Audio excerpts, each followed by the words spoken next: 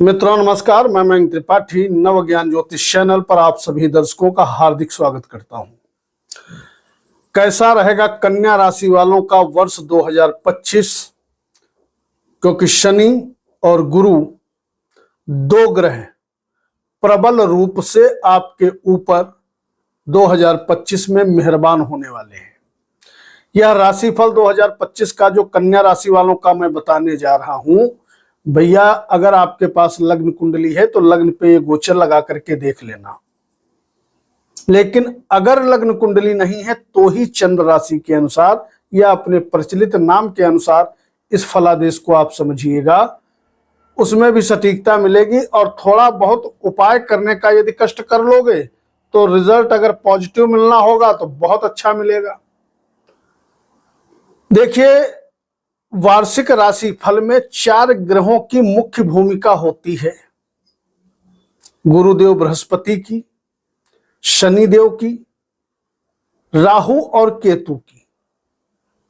गुरुदेव बृहस्पति 13 महीने के लिए एक ही जगह जम जाते हैं। शनि देवता 2.5 साल के लिए एक ही जगह पे एक ही राशि में गोचर करने लगते हैं। और वहीं राहु और केतु 18 महीने के लिए लगभग एक ही जगह पे गोचर करते हैं। राहु के तो हमेशा वैसे भी उल्टे चलते हैं,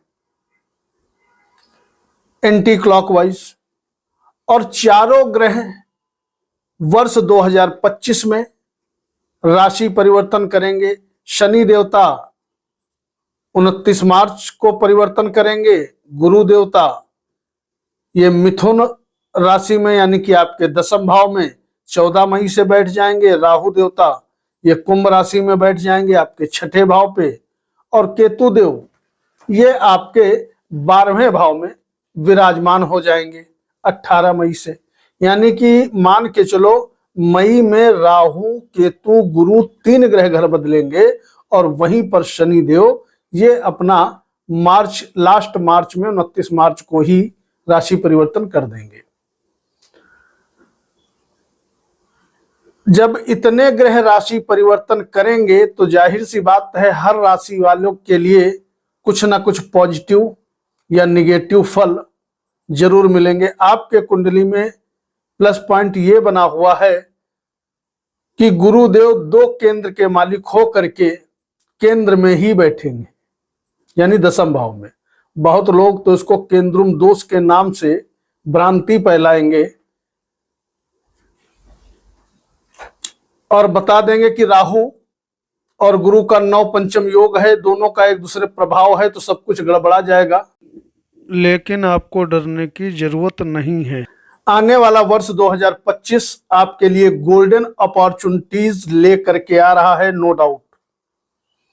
बहुत लंबे समय के बाद ऐसा समय आ रहा है जब गुरु, शनि, राहु और केतु सभी आप पर मेहरबान होने जा रहे हैं।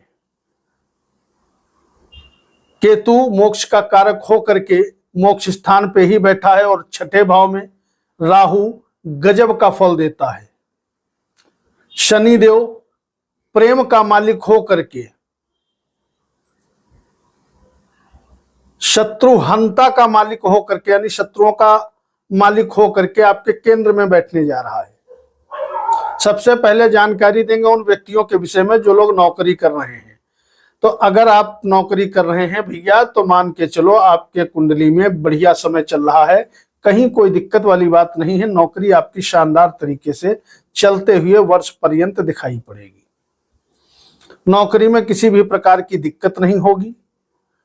रही बात नई जॉब अपॉर्चुनिटी की, तो समय समय पे बाकी ग्रह जब गोचर करेंगे, जैसे कि बुध का गोचर 4थे भाव में होगा, 10वें भाव में होगा या 11वें भाव में जब जब गोचर होगा, तब तब आपके लिए नई जॉब अपॉर्चुनिटीज बनते हुए दिखाई पड़ेंगी। उस समय आपको नई जॉब अपॉर्चुनिटी मिलेगी। लेकिन बाकी नौकरी करने वालों के लिए स्थिति सुंदर बनी हुई है। आपको अपने सीनियर का भी सहयोग मिलेगा, काम आपका बढ़िया चलता रहेगा। और अगर व्यापारी हो तो बहुत बढ़िया व्यापार आपका वर्ष पर्यंत चलता हुआ दिखाई पड़ेगा। ध्यान रखिएगा, अगर आप प्रेमी जोड़े हो, प्रेम विवाह करना चाहते हो, लव मैरिज, तो आप मई के बाद से लव मैरिज कर सकते हो, कहीं कोई दिक्कत वाली बात नहीं है। अरेंज मैरिज के भी योग बने हुए हैं, लेकिन अरेंज मैरिज होने में हो सकता है थोड़ा बाधा आपको अनुभव हो। वर्ष के अंत में अरेंज मैरिज होने के योग निश्चित तौर पे बनते हुए दिखाई पड़ेंगे। लेकिन ध्यान रखिएगा, अगर आप शादीशुदा पहले से हो, अब एक नकारात्मक प्रभाव भी सुन लो, तो चूंकि शनि बैठा है आपके कुंडली में 7वें स्थान में, ये रोग का भी मालिक होता है, तो अपने जीवन साथी के स्वास्थ्य का आपको ध्यान रखना होगा, क्योंकि हो सकता है उनका स्वास्थ्य डामाडोल हो। अब डामाडोल एक ही कंडीशन में होगा, अगर आपके लाइफ पार्टनर की शनि की दशा चल रही होगी। अगर दशा नहीं चल रही है तो उससे भी आप निश्चिंत रहिए, आपको कोई दिक्कत नहीं होगी।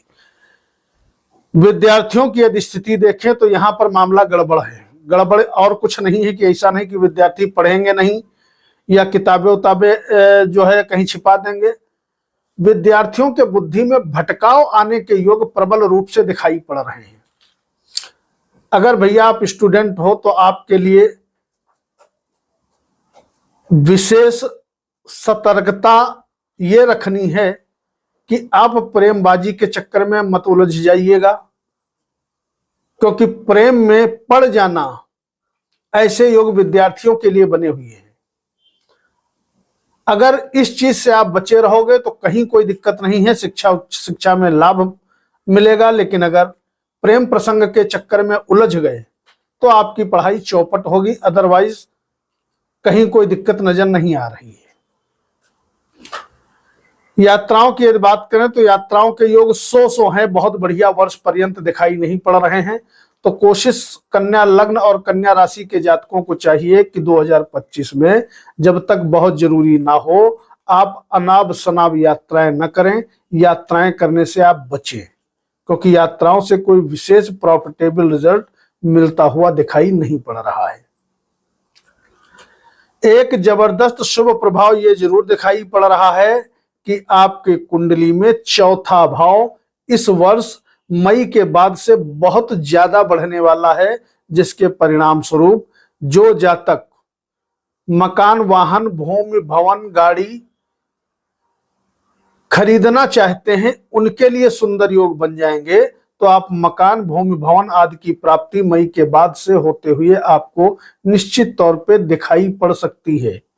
लेकिन ध्यान रखिएगा, जो कुछ भी मिलेगा आपको मकान, वाहन, भूमि, भवन जो मैं बता गया हूं, ये थोड़ा संघर्ष के बाद मिलेगा। हो सकता है थोड़ी बहुत बाधाएं आए। अगर आप चाहते हैं कि बाधाएं ना आए, इजिली ये सब मिल जाए, तो आपको चाहिए ओम गुरुवे नमः या ओम ग्राम ग्रीम ग्रौम सह गुरुवे नमः इस मंत्र का कम से कम 51 बार रोज जप कर लेना। इससे बहुत ज्यादा आसानी से काम आपके बनते चले जाएंगे। निश्चित तौर पे इन चीजों को आसानी से आप प्राप्त कर सकोगे। अब बात करेंगे राहु आप पर क्यों मेहरबान है, उसका कारण है राहु जहां पर बैठता है, मैं अक्सर अपने वीडियो में बताता हूं, 11वें भाव को छोड़ के कहीं पर भी राहु बैठ जाए उस भाव का फल नहीं लेने देता। यानी उस भाव से संबंधित जो भी रिश्ते हैं उनसे दूरी कर देता है। और राहु बैठा है आपके 6ठे भाव में। यह राहु कमाल का इफेक्ट आपको देने वाला है। पहला शुभ प्रभाव तो यह देगा कि शत्रुओं को कुचल करके रख देगा। अगर आपके दुश्मन बहुत ज्यादा हैं, आपकी कन्या राशि या कन्या लग्न है, तो शत्रु आपका कुछ बिगाड़ नहीं पाएंगे। दूसरा शुभ प्रभाव यह आपको मिलने वाला है कि जबरदस्त तरीके से अगर आपके ऊपर कर्ज वर्ज है तो कर्ज से आपको ये मुक्त करा देगा, धन के रास्ते खोल देगा।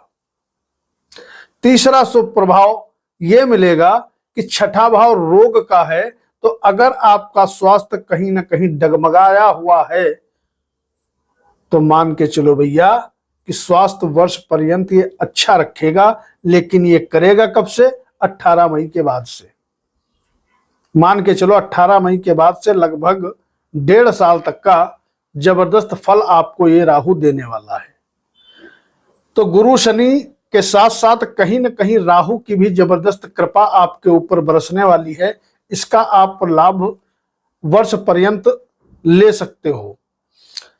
आर्थिक स्थिति की यदि बात करें तो आर्थिक स्थिति में गुरुदेव बृहस्पति की पंचम दृष्टि आपके धन भाव पे रहेगी, और यह बताने की जरूरत नहीं है कि गुरु की दृष्टि में अमृत होता है। बेशक वो अपने शत्रु राशि पर ही दृष्टि क्यों ना डालें या अपने नीच राशि पर ही क्यों ना दृष्टि डालें, निश्चित तौर पे उस भाव के प्रभाव को बढ़ा देते हैं। गुरु के प्रभाव से कहीं ना कहीं आर्थिक स्थिति वर्ष पर्यंत आपकी बहुत बढ़िया बनी रहेगी।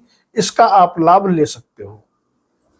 पैसा आएगा भी और पैसा अच्छी खासी मात्रा में बचता हुआ भी दिखाई पड़ेगा। हालांकि राहु का भी प्रभाव कहीं ना कहीं धन भाव पे रहेगा, तो भैया वाणी संभल करके प्रयोग करना, यानी गाली गलौज मत करना। जबान अगर संभाले रखोगे तो परिवार से अपनों से मतभेद नहीं होगा। नकारात्मक प्रभाव सिर्फ एक ही हमें दिखाई पड़ा इस 2025 में इन 4 ग्रहों का, वो है विद्यार्थियों को लेकर के। तो उसके प्रति आप सावधान रहिएगा, और समय यदि निकाल सकते हो, बढ़िया फल चाहते हो, तो ओम गंगणपतये नमः कम से कम 51 बार वर्ष पर्यंत आप जप कर लीजिएगा, ताकि आने वाला समय आपको और भी ज्यादा उन्नति दे, आपकी सभी इच्छाएं, आपकी सभी कामनाएं पूरी हो। वीडियो को लाइक करके कमेंट बॉक्स में अपने इष्ट देवता का नाम या अपने कुल देवता का नाम लिखिएगा। मयंक त्रिपाठी को अनुमति दीजिए। नमस्कार।